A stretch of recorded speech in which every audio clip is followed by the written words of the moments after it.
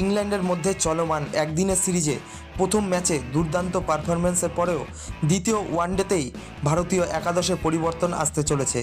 চোটের কারণে প্রথম ম্যাচে না খেলা বিরাট কোহলির দ্বিতীয় ম্যাচে ফিরছেন, যার ফলে একজন ব্যাটসম্যানকে একাদশ থেকে বাদ পড়তে হতে পারে। ভারতীয় দল প্রথম ম্যাচে চমৎকার ব্যাটিং ও বোলিংয়ের পারফরম্যান্স দেখিয়ে ইংল্যান্ডকে হারায়।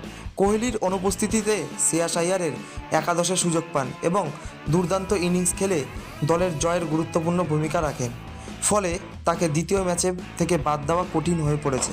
প্রথম ম্যাচে ওপেনিং করেছিলেন যশস্বী জয়সওয়াল, কিন্তু তিনি বড় রান করতে পারেননি, যদিও দুর্দান্ত একটি ক্যাচ নিয়েছিলেন। ব্যাটিংয়ের পারফরমেন্স খুব ভালো না হওয়ায় তাকে একাদশ থেকে বাদ পড়তে হতে পারে। কোহলি ফিরলে শুভমান গিল ওপেন করতে পারেন রোহিত শর্মার সঙ্গে, আর তিনি 3 নম্বরে নামতে পারেন।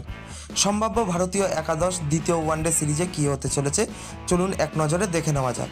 রোহিত শর্মা, শুভমান গিল, বিরাট কোহলি, শ্রেয়াস আইয়ার, কেএল রাহুল, সূর্যকুমার যাদব এবং হার্দিক পান্ডিয়ার মধ্যে দ্বিধাদ্বন্দ্ব রয়েছে।